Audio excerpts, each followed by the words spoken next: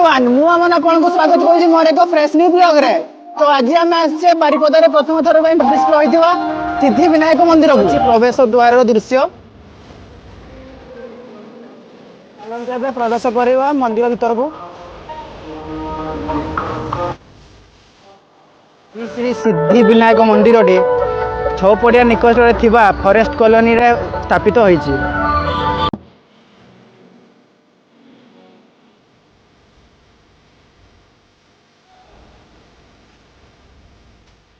तो एबे जीवा मंदिर भीतर को।